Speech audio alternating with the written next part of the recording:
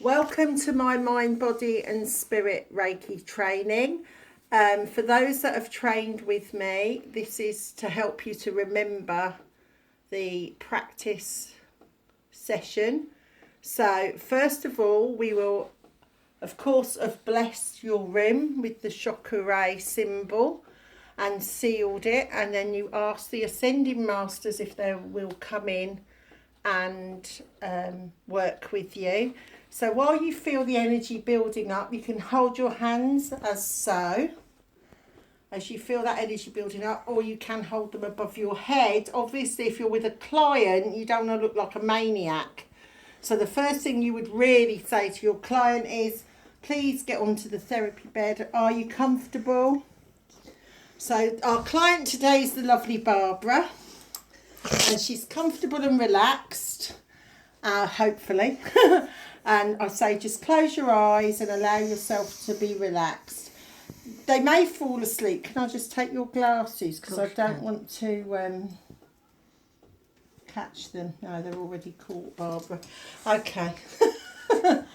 So Barbara's removed her glasses and lobbed them across the room. Okay. So just ask them to be comfortable and just get yourself ready. So allow the energy to build up either above your head. If it's someone you know, they obviously wouldn't mind you doing that. As you ask the ascending masters to come in, and you should feel a build up of energy between your hands. If you'll start there, or you can start in this position also, and the gassho position, remembering to thank the ascending masters. Okay, and when you're ready, you can also do chakra symbol on the palms of your hands, which will accentuate the energy when you're working. And then we open the crown chakra. I know Barbara's crown chakra is already open. And then you would do the chakra symbol on there, which means that the energy's going in from the Reiki. Now, you always ask your client, are you happy for hands-on treatment, or would you rather have hands-off treatment? I don't mind. You don't mind, so we'll do hands-on treatment, obviously bearing in mind that we don't touch anybody's private regions. And you never cover the crown chakra of somebody, because you should never do that in healing. Should you, Barbara? No. Because our crown chakra is our receptor, almost like an aerial, where our energy source comes in from the spirit world and from Reiki masters. So you begin the healing energy at the top.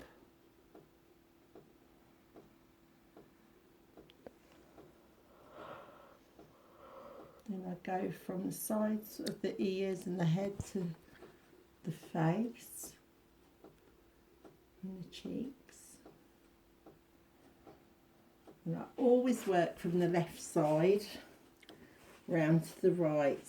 But when we're doing the hands-on,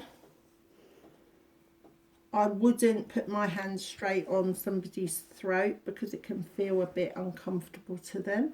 So I put my hand there so you feel the energy.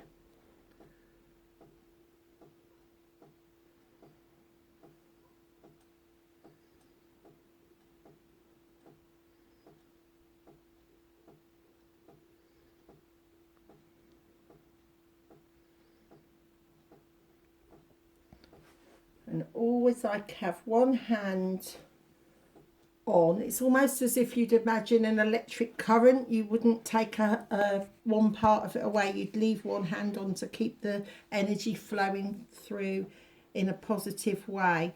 Now when you come to, I'm at the shoulder at the moment, so the next part would be Barbara's chest. I would chakra over the chest, or you could do the second symbol, which is Seihei. And that Seihei is only ever used on the upper torso, the upper chakra points, which is your crown, your third eye, your throat and your heart chakra. You wouldn't use the Seihei anywhere else. Chakra you would. If you wanted to use Reiki, it's very good to be used for emotional worries. If you're holding on to past hurts, it's very good for heart healing. So if you were going to do that to somebody, you would chakra first, push the energy, but obviously not touch the chest on a lady. If it's a man, usually, yeah, of course you can touch their chest. Then you would Reiki, and then you would chakra. So you'd be still using your power of 3, using your symbols, but that would be the 3 symbols altogether. So the first one would be chakra, which is your key to open your Reiki energy. Then you would Reiki, which is your emotional balance symbol, and then you would chakra the top to seal it. And you begin with your healing down the arms. My lovely daughter is filming me, thank you.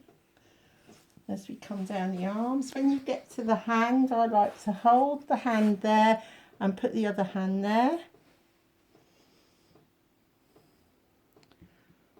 So they're feeling that energy. And then you would put that there and move your hand. So you're never breaking that connection. And as I come to Barbara's tummy,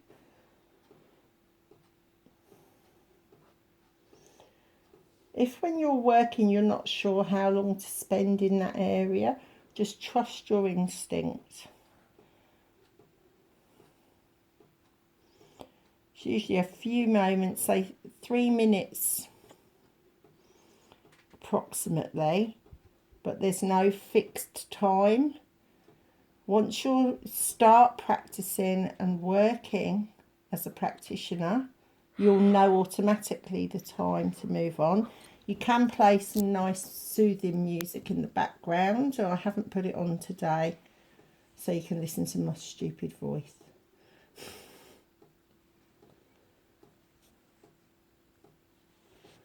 Now I do like to sometimes do this triangle position with my hands.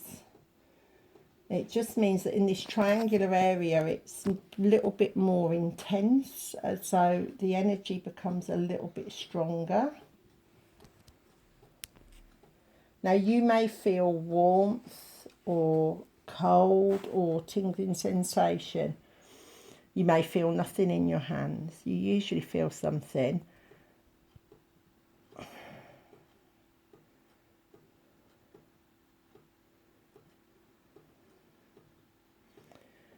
So these are your hand movements as you work your way down.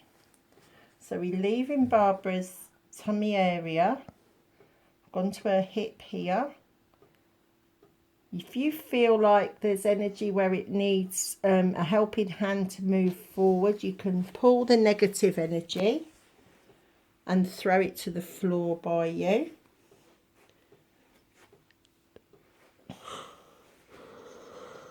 You may sense if there's an area on your client that's particularly bothersome to them that they haven't told you about, you should feel that heat in your hands.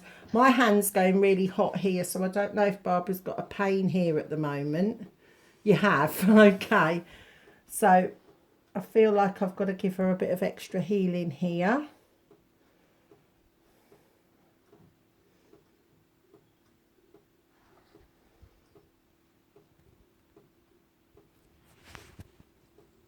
And for me, normally I know when it's time to move on because I almost get a shove out the way. It's quite strange.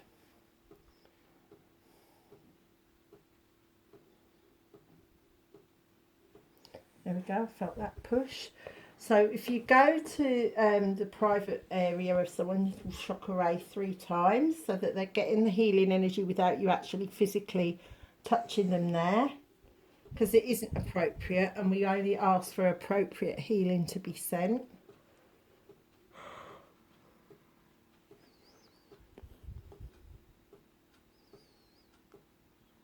As we move down.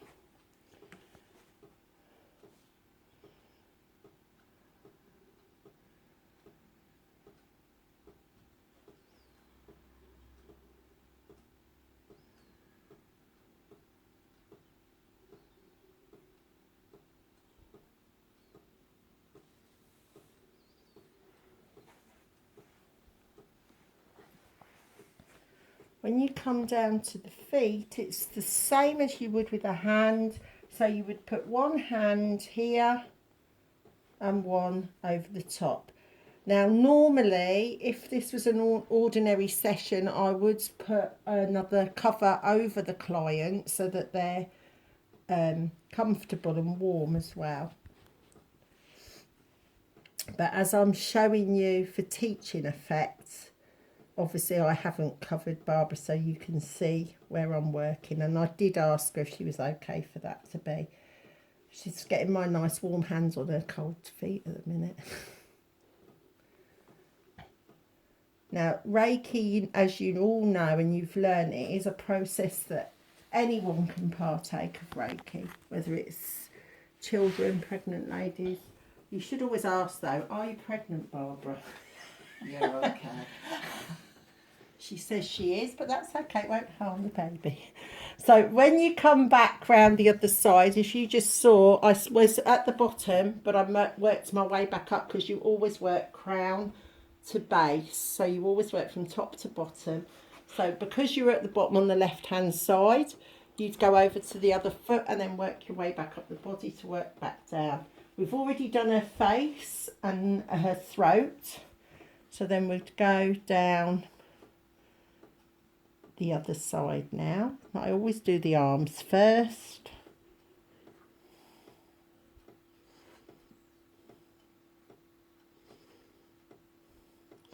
And you always tell your client if they're uncomfortable at any time or they don't feel right, all they've got to do is tell you and you can stop.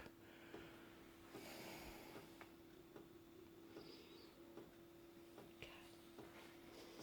So then we go to Barbara's tummy. We've already done the symbol on her chest, but if you wish to, you can do it again. Chakra 3 times, or Saheki. Now, for those that have all learnt with me, you've learnt the Tamarasha as well, but I never use that, but I did attune you to it and teach you it as I was attuned to it, but I don't use it when I do my Reiki because I stick with my traditional Usui Reiki.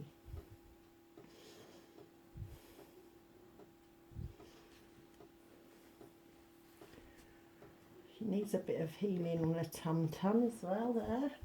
You can feel the energy.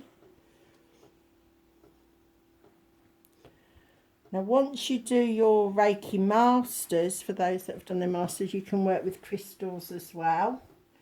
And for every crystal that's placed on your client, it's like having an extra Reiki Masters energy there as well. So it makes it a lot more powerful session.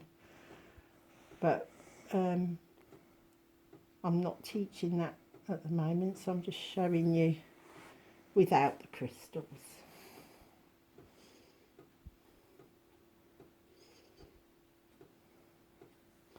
This knee feels particularly painful for me. Is this your bad knee? Yeah. Okay, so I'm picking up the energy here.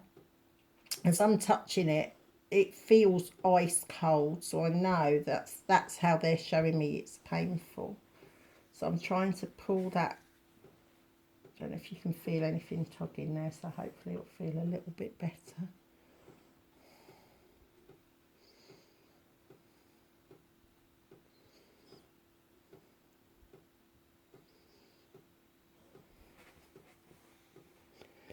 So I don't know if you saw there that I felt like I had to move. I was almost being pulled a little bit further down Barbara's leg.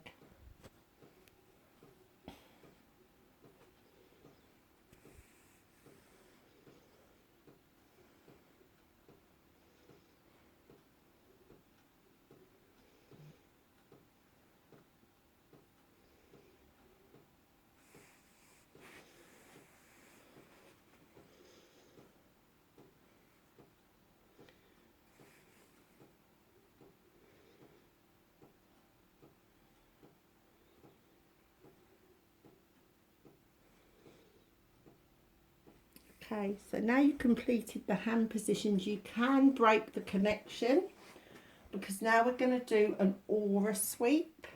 And as we do the aura sweep, we start up at the crown again, and you just put your hands in the aura of your person that's laid on your bed there. So you feel that energy, you're just pushing the energy down.